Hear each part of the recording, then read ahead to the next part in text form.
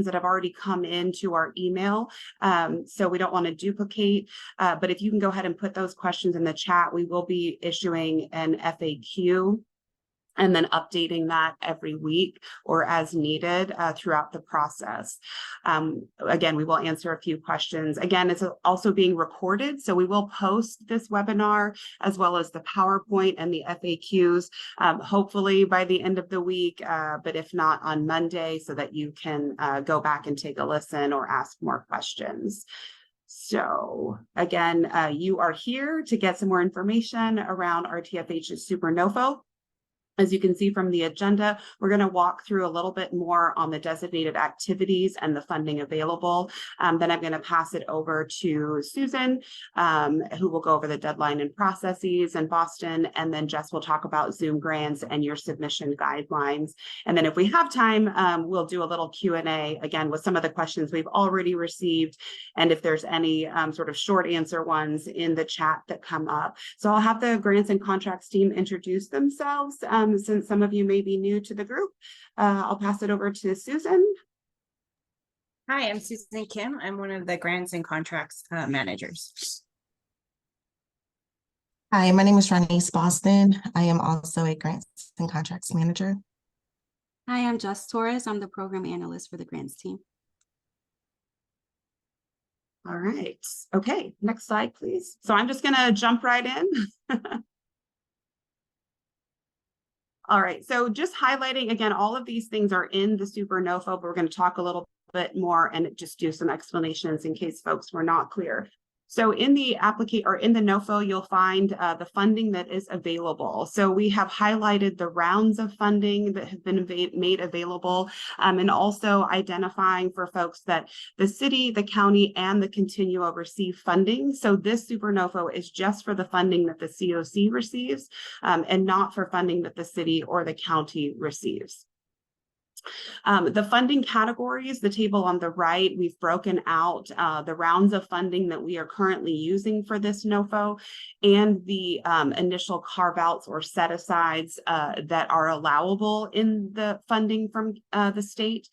And so at the top line, again, you'll see the total awards that were made or allocations from the state for HAP round 3 and HAP round 4. The administrative costs, we are allowed a 7% off the top. We are also allowed to carve out 20% for systems improvement, and this can cover things like HMIS, CES, implementation of the regional plan sort of more broadly, consultant work, just a variety of things that it takes to operate the funding sources or to implement our regional plan. There's also a required use set aside, a 10% minimum, so that comes off the top as well. And then we already fund the flexible housing pool out of our HAP round funding, as it says in the NOFO. And as we've said before, the flexible housing pool was a separate RFP several years ago, and that is a multi-year contract that we have with Brilliant Corners. So it is not open for applications under this Super NOFO, but we wanted to make sure folks knew that why it's not included, because it was a standalone RFP process and is a standalone contract that we utilize state funding for. So the bottom line, you'll see the balance that we have to award to subrecipients after we deduct all of those minimums or maximums. The last column, 50% distribution, is to be clear that the state of California did not release the full round of HAP 4 funding. They only released 50%.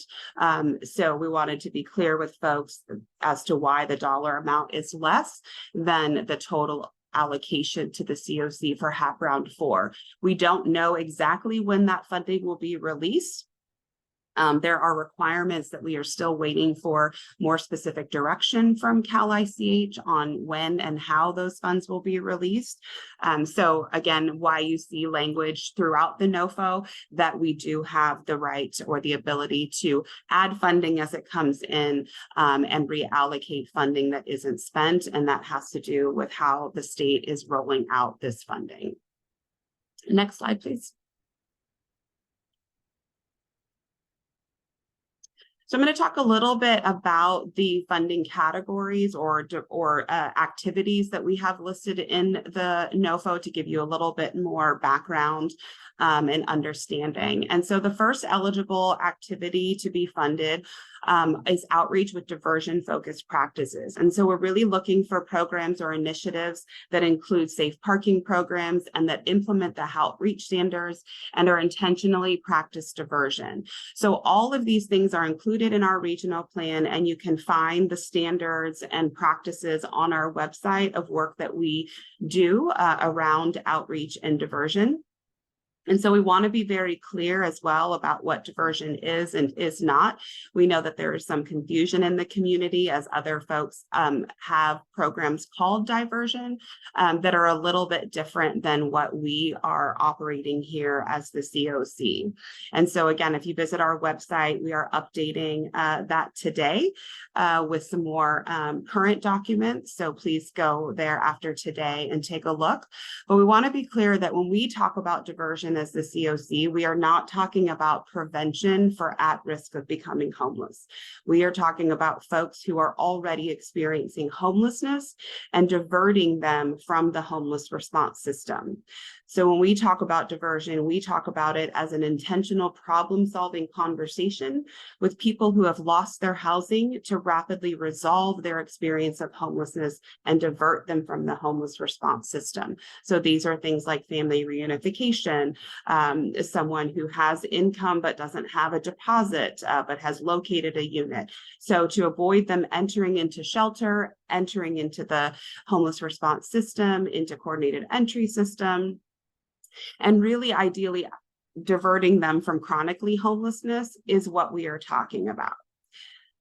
We know that first-time homeless is increasing in our community, and we'll be targeting that data to really focus these contracts that we will be working with providers on to really focus on diversion practices. We offer training. We work with Ed Voigt and your peers to do a training model in San Diego that really was developed in working with our providers.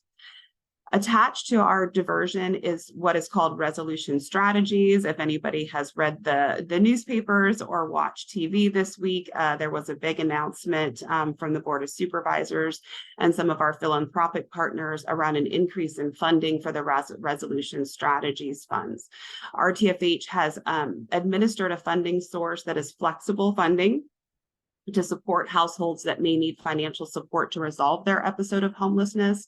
With this partnership with the county and with some of our philanthropic partners like Stephen Cushman and Lucky Duck and Funders Together to End Homelessness in San Diego and our Jewish community, we have been able to increase that funding to a little over $1 million. So that funding will be a part of the contracts and available funding that move forward as part of the Super NOFO. Next slide, please. The next category is permanent housing. So simply said, it's programs or initiatives that support exits to permanent housing. We know that if you look at our most recent data report, we do know that the numbers to exits to permanent housing has been decreasing. And so we really want to focus on more doors in our community and access to housing. And so a couple of the ways that we are looking to do that is to extend rapid rehousing. We know that many programs and providers offer 12 months, sometimes less, sometimes more. And so we're really looking to extend rapid rehousing as we look at the data, and we have heard feedback from the community, from clients, from people that they really need longer rapid rehousing programs. And so we are looking at either new projects that offer at least 18 to 24 months of rapid rehousing, or current projects that are willing to extend their rapid rehousing to offer at least 18 to 24 months of rapid rehousing. We know this to be especially true for families who really need a longer runway to support long-term housing retention.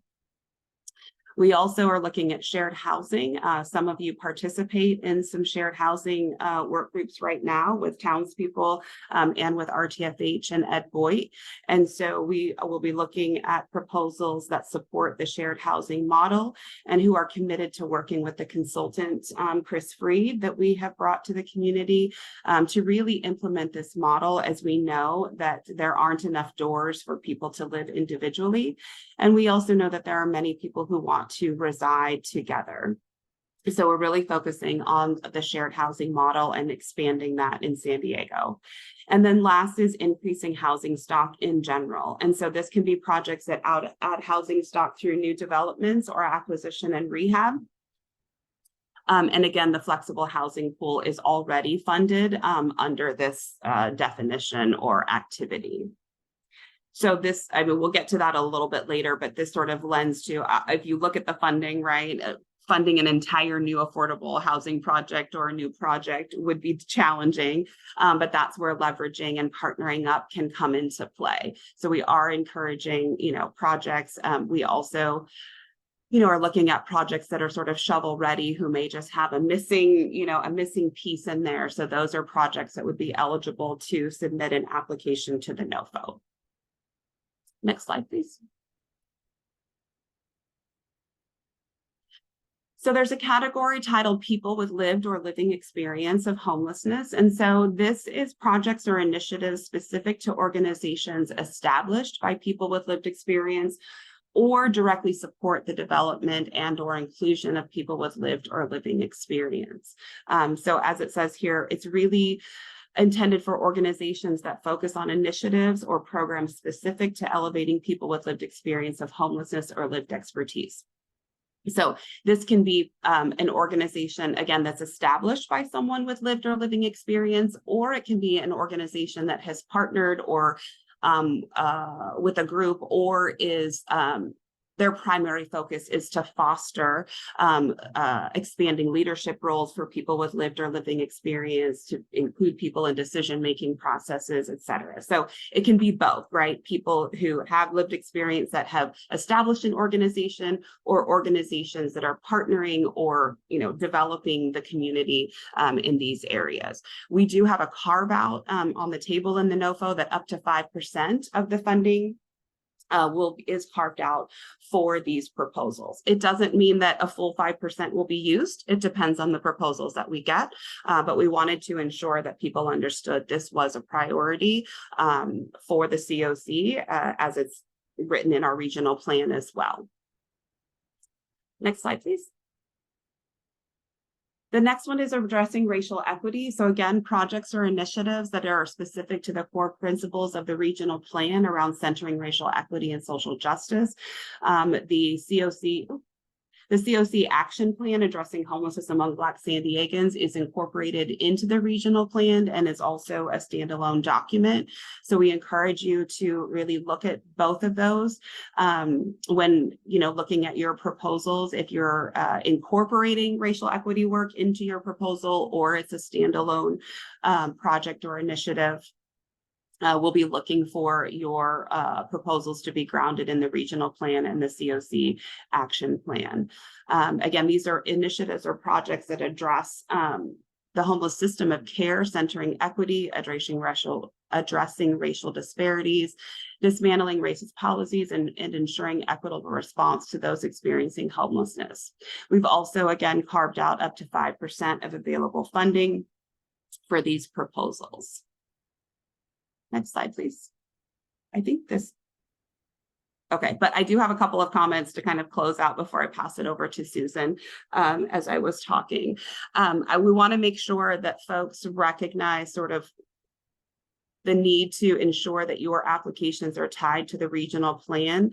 Those activities are included in the regional plan. We have our most recent data report that came out that identifies, right, the increases that we are seeing and the decreases that we are seeking around returns to homelessness. I think I forgot a slide. I'm sorry. I'm going to just ad lib here. There is one around housing retention.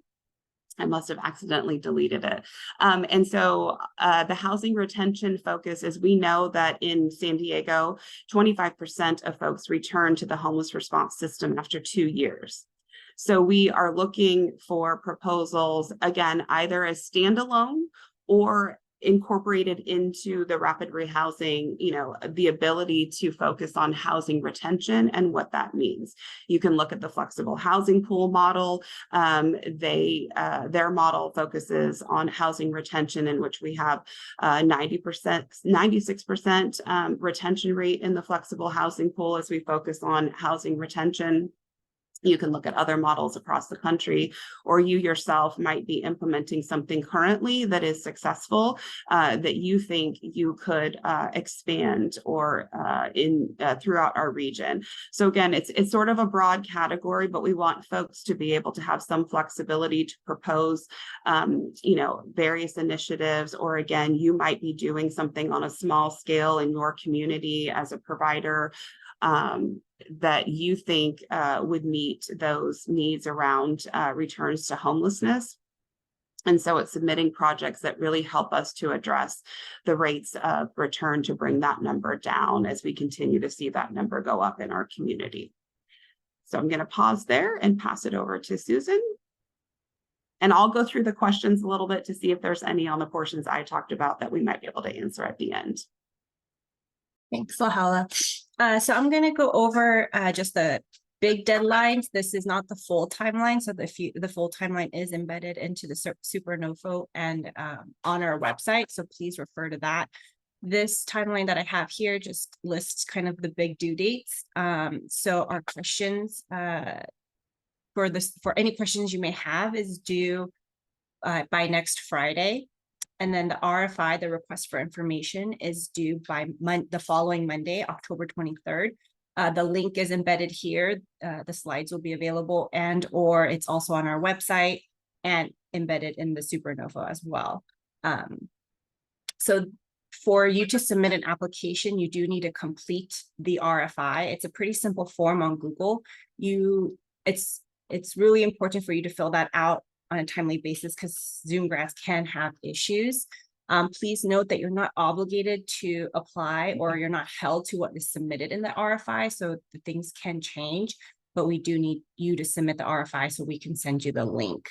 We'll do our best to provide you the link within 1 business day, but we have up to 2 business days to send it to you. And then all the applications and any required documents will be submitted through Zoom grants, and we will not be using Dropbox anymore. So that's kind of a change from the Super NOFO. And then FAQs, I think Lahala had already mentioned, we'll post it on our website weekly or as necessary. So continue to send your questions. Next slide. So I want to go over just briefly about collaboration and leveraging of funds. We really encourage applicants to partner with smaller grassroots organizations or other smaller cities. There is limited funding, and the Super NOFO will only fund 2-year contracts. HAP is a one-time state funding, and there's no guarantee of continued funding. So we really encourage you guys to leverage existing projects, or to expand your to leverage your existing funding or projects. And then you can work with others to provide services together. So, that's it for me. Okay, this is me, Zoom grants. So we'll put a poll later to make sure to see where everyone gauges if they've used Zoom grants or not. So this slide is specific to what Zoom grants is, who will submit in it, how do I get the Zoom grants application link, and when will you get it? Susan also talked on it, spoke on the 2-minute, 2-day business day. Sorry, after submission, what you should expect and why we use Zoom grants. Let me just move this real quick. Zoom grants is the online application and grant management system that RTFH uses to streamline the application process and reimbursements of eligible expenses. The subrecipients will need to submit the simplified project profile and Zoom grants as part of the SNOFO FY23 setup, and you'll need to complete the RFI form before accessing the Zoom grants application. Some people have submitted it already, so you've already received the link for it. If you have any questions, just follow up with the grants email. After submitting your information to the RFI form, RTFH will send the application link within the 2 business days. Once RTFH emails the SNOFO Zoom grants link, 1 person per organization can only submit the application. There's going to be a main point of contact, and that main point of contact should be the person accountable for the organization. The second point of contact should be the person accountable for the program. And if you need to add any collaborators to support you adding information or uploading things into the application, you could designate that in the actual Zoom grants application. After the Zoom grants application has been submitted, RTFH will review each application and notify the organization once they have been approved. Zoom grants will be the main application housing portal that we are going to use, and we won't be able to collect applications or documents outside of it.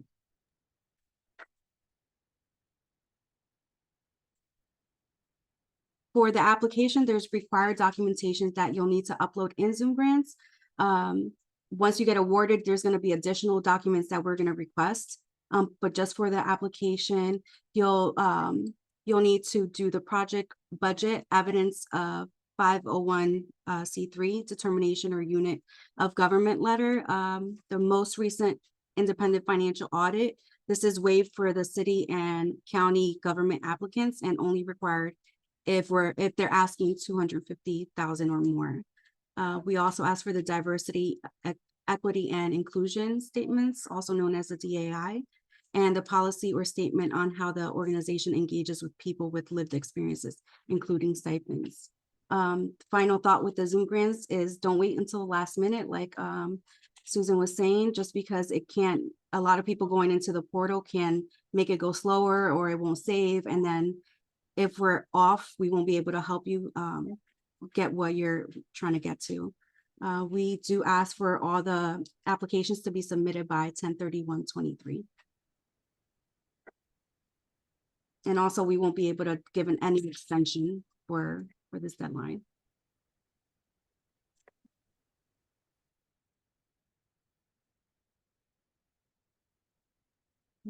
Boston. Good morning. Thank you, Jess. Good morning. So we did receive a few questions via email to our grants email account. So we did drop a couple of the questions into the webinar, and questions that you drop into the Slack, we may be able to respond to in our FAQs. So the SuperNOFO states that HAP funding does not identify direct allocations to smaller cities. What is a smaller city defined as? So yes, smaller cities are eligible entities that can apply for the SuperNOFO. And then HAP funding directly from the state does not allocate funding to smaller cities, but smaller cities are eligible to receive funding from direct HAP recipients. So those smaller cities would be defined as a city that does not fall as one of the 14 larger cities, which basically has a population of 300,000 or more.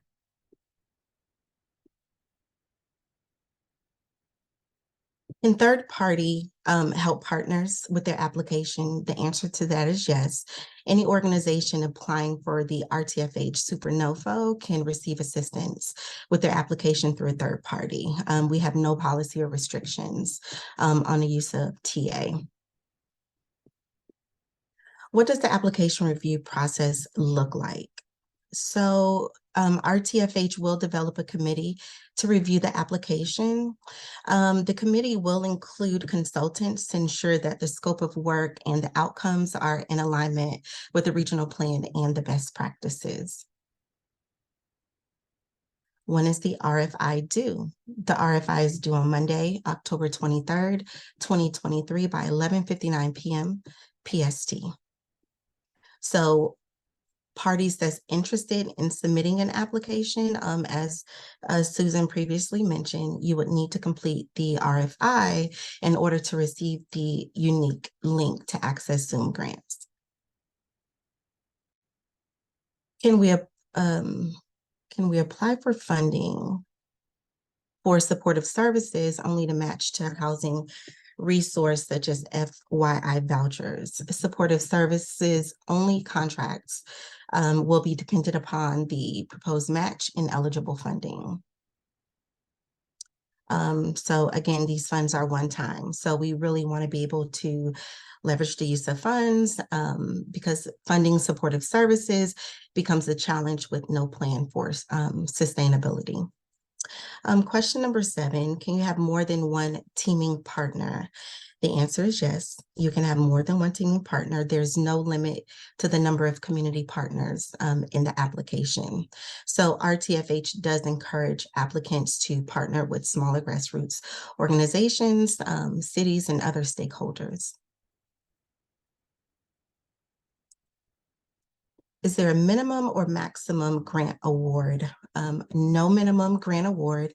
Awards are based on the actual proposal, the outcomes, as well as the priorities that are submitted.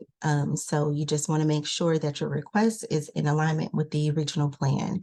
So RTFH, we do have funding availability, upwards of 13.6 million. Question number 9. Will cities need to submit annual audit information? So the response to that would be no. City, county governments, there's no, they would not need to submit an annual audit. That would be waived.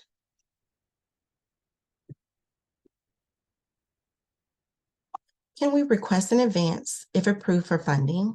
Yes, organizations can request a one-time advance up to 20% of the actual budget approved.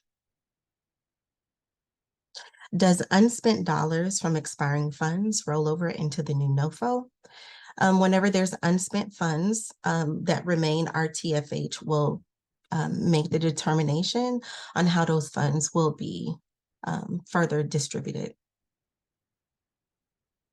And as previously mentioned, the maximum percentage allowed for admin costs is 7%.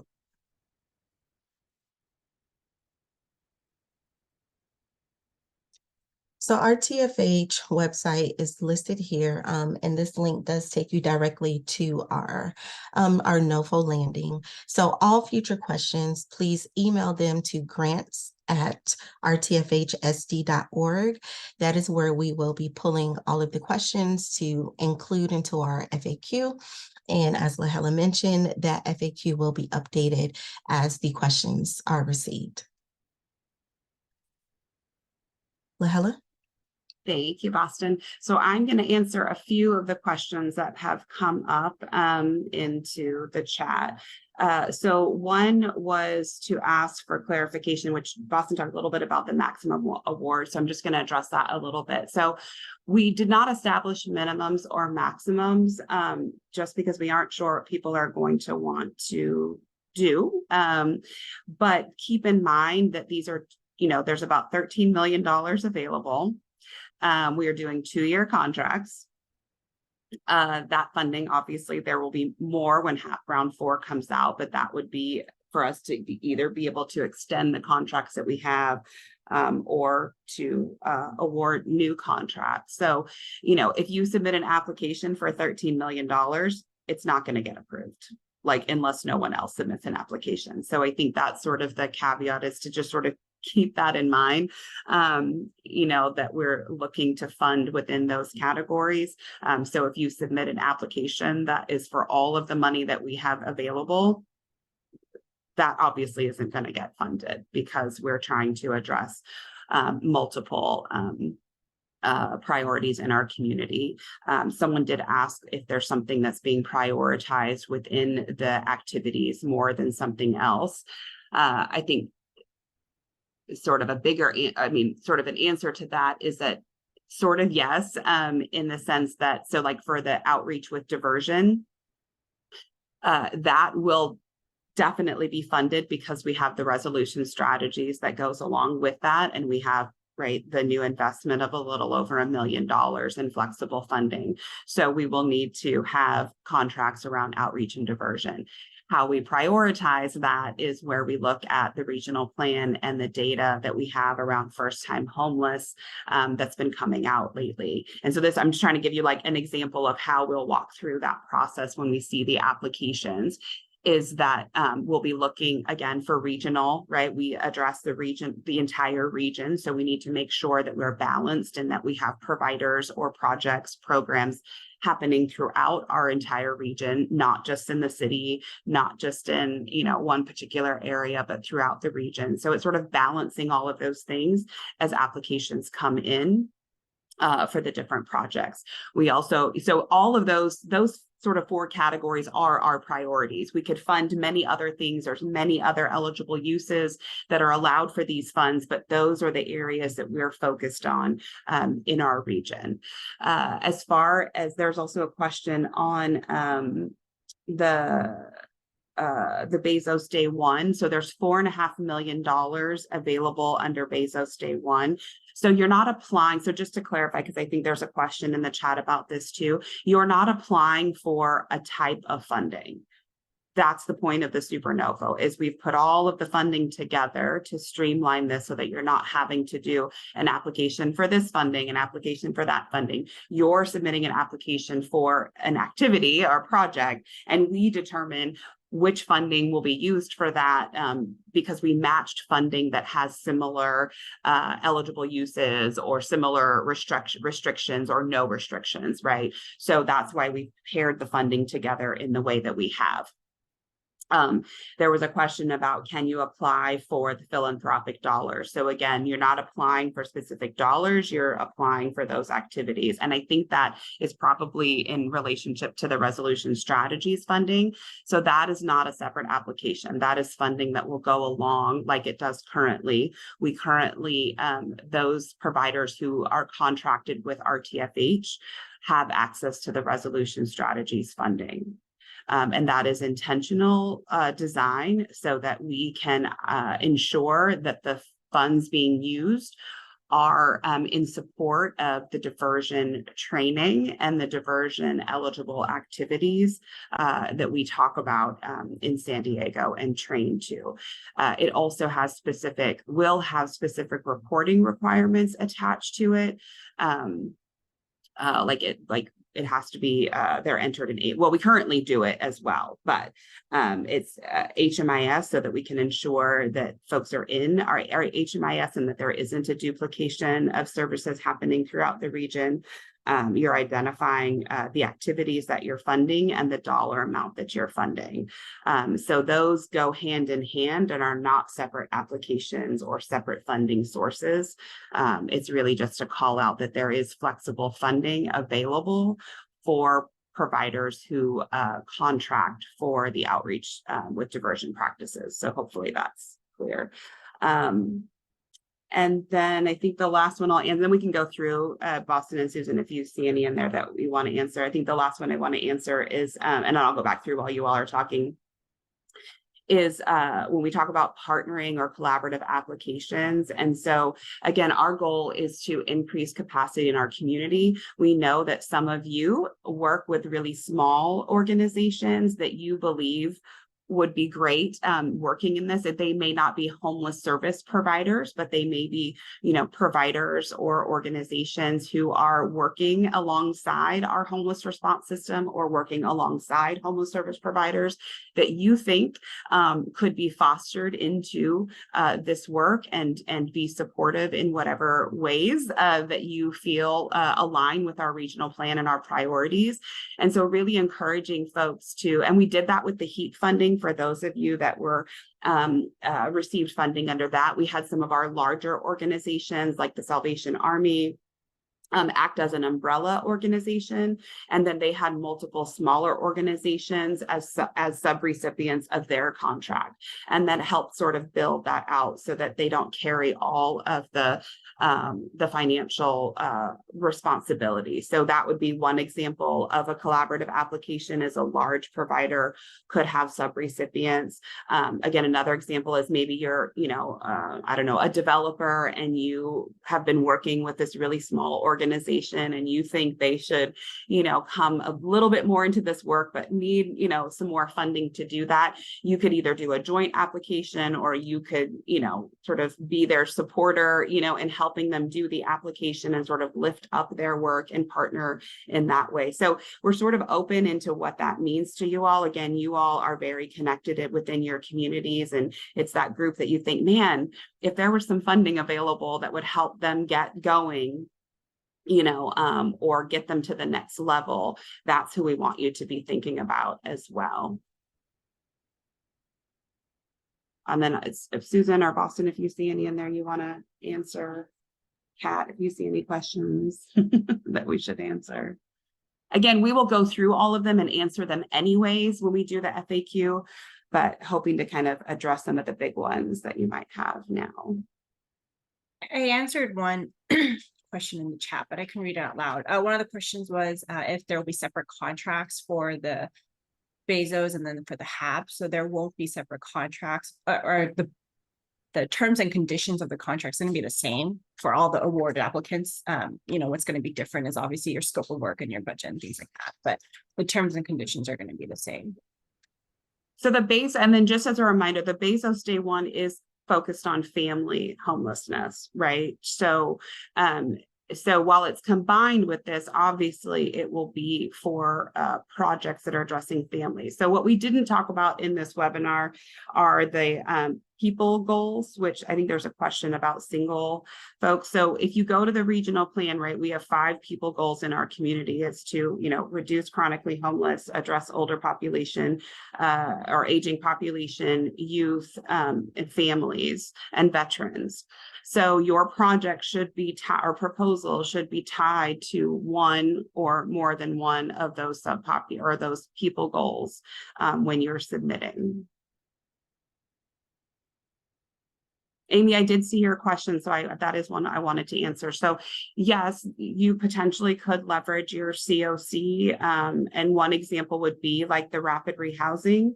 If you are receiving COC funds for a rapid rehousing project and would want to work with RTFH to extend your ability to offer rapid rehousing for beyond, you know, 6 months, and really this comes from us knowing that some providers are offering 1 month of rapid rehousing or 2 or 3 months. That's not rapid rehousing in the way that our standards are written and in the way that we know rapid rehousing can work. So it's intended to really call out providers who are committed to extending rapid rehousing to the fullest extent to ensure housing retention a long term. As we know, right, those numbers go up after 2 years. So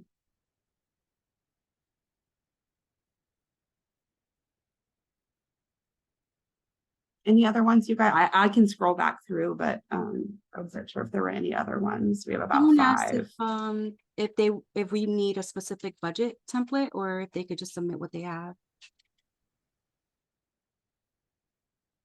You can submit your own, like sort of whatever your budget proposal is. When we do the final contracts and the awards, we do a simplified budget. So folks that already contract with us know this. We really sort of narrow that down into really 4 categories, which is your personnel, your operating, and I think like your administrative costs. Speaking of, yes, we do pass along the admin to all of our contractors. So it's a 7% max, regardless of if you have an indirect rate. The state funding does not acknowledge indirect rates. And so we pass on the same administrative cap that the state has on us to our subrecipients. So you will get a 7% admin in your budget. Not everyone does that, but we believe we know how hard it is to get admin dollars in this work. And so we want to make sure that you are given the same admin that we are. And then another question was, can they submit multiple applications focused on diversion, or do we want them to submit one application focused on either like safe parking or family? Do we want them to lump it all in one and then we split it, or have them submit? That's a great question. Yeah. should have thought about that one. Oh, on one hand, I want to say, so we might have to think about this one, how we want to do this, so we might amend this, but I'll talk it through with the group just so you sort of know where I would come to this answer. Is that one thing that we didn't do in the past was we didn't do separate contracts, and that for different activities, and that made it challenging for the reporting as we continued on with the state. And so I believe my answer is going to be that we will have separate contracts once all is said and done for each of those activities so that we can report appropriately to the state. And not have to sort of figure out how we dice that up afterwards. But I think we want to make it as simple as possible for folks. I think, you know, you could do your scope of works in your application. I'm probably going to get in trouble by my grants and contracts team. No, I don't know. I think, you know, having separate scopes of work in your application for each of the activities and budgets will be needed, obviously, if you're requesting different, you know, funding or activities. So, but what I don't know, and this is where we'll have to come back to you all. So we'll come back to you all fairly quickly with this answer, and we can just upload this one onto our website. Is that what we'll need to understand, and I need to talk with Jess, just to be honest, is the Zoom grants. We don't want to overload Zoom grants so much that it breaks. And so I'll need to talk with Jess and Susan in Boston about the best way to do that. If there's a way for us to use one RFI link, but have you the ability to put in, you know, multiple applications or multiple scopes of work, I guess I should say.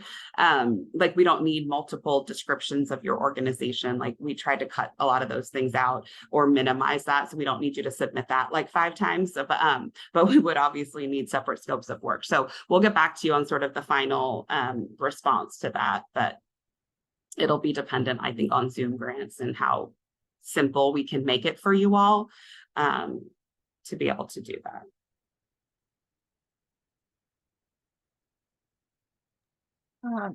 I saw a question about, is there a match requirement for this opportunity? There is not a match requirement for the supernova.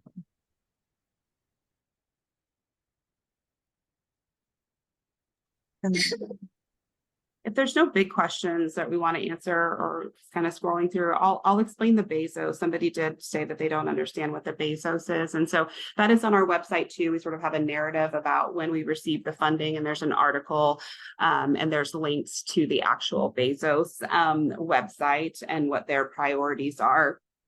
So Bezos Day One is a philanthropic funding source that is a competitive process that is an invitation only. RTFH was invited to apply for that funding about a year ago. And so it is funding that is focused on addressing family homelessness. And there are specific uses and restrictions on that funding.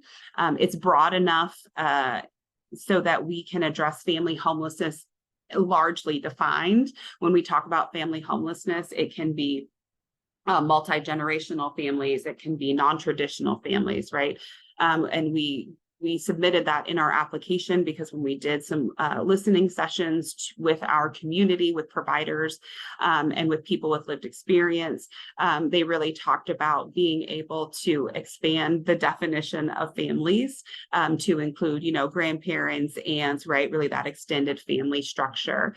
And so in our application, which is in a little bit in the SNOFO of what we focused on in our application to the Bezos Day One, is an alignment with these strategies in here. So focusing on permanent housing, focusing on housing retention, focusing on racial disparities within our system.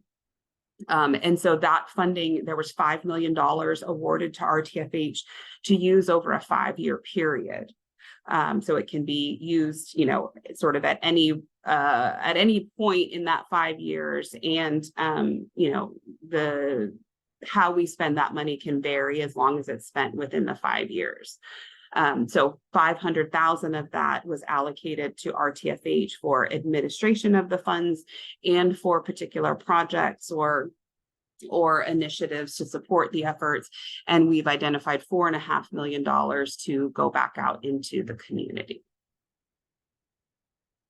So again, you're not applying for the Bezos Day One family funds. You would be submitting a project, a proposal that addresses family homelessness within one of the categories. So you could choose permanent housing, right? Addressing permanent housing for families. You could focus on outreach and diversion for families. We know that different populations touch and access our system in different ways. So perhaps, outreach to families looks different than, outreach to individuals who are experiencing homelessness. You might be a provider that wants to, submit a proposal for specific outreach and access to housing for families. So think of it in that way, right? Like you want to look at the people goals that we have in our regional plan. You want to then look at the at some of the data we have, right, where we identify we want to increase exits to permanent housing. We want to decrease returns to homelessness. We want to decrease the number of first-time homeless. We want to decrease their number of days in the system, right? So you want to think about it in that way. So when you submit your proposal, how are you addressing a people goal? And how are you addressing one of our system goals, which are sort of, simply spelled out in the NOFO. But for more data and in depth, you would go to the regional plan and you would go to our, to our annual data report or a monthly newsletter, right? Which has more current data around what we're seeing around first-time homeless. And then you're going to write your proposal to that. So I'm going to address family, I'm a provider or a housing developer who is going to, has a project that's going to, acquire a 6-unit building, and I want to rehab it, and I'm going to address family homelessness, and I'm going to, sort of increase exits to housing by purchasing this property. I mean, I'm just sort of talking random, but those are sort of ways you want to think about it, right? What is the people goal you want to address? What is the system goal or, performance goal that we are trying to reach? And then how are you going to do that? Thinking of when you think about our standards, when you think about, best practices that we engage in here in San Diego, when you think about, right, the work we do with our consultants. Many of you attend a lot of the symposiums and the sessions we've been doing, right? We have Equity in Action, Michelle and Darlene. We have Ian DeYoung from Org Code focusing on outreach and diversion. We have Ed Boyd focusing on diversion and shared housing. We have Chris Freed coming to the community to focus on shared housing and family. So when you think about those things that we've been doing around the regional plan over the last few years, you want your project and your proposal to align with those priorities in our regional plan. All right, we have 1 minute, so we have to stop there. But I want to thank you all for attending. Thank you to the grants and contracts team. Please be sure to submit your questions to the grants email at grants@rtfhsd.org. in the NOFO on our website. We want to make sure we're collecting all of those in one place. We've, all of our staff, if you reach out to, your point of contact at RTFH that you talk to all the time, they will be directing you to our email because we want to make sure that everybody's getting, the same questions and answers and that there aren't sort of these one-off conversations. So do not get offended or, disappointed if your point of contact at RTFH doesn't respond directly to your email. We want those all to go to the grants and contracts team so that Susan, Boston, and Jess can address those questions collectively. So thank you all again. We appreciate your time here and we look forward to seeing your applications, and please send in your applications. Please submit your RFI by October 23rd at the very latest. So thank you all and have a great rest of your week.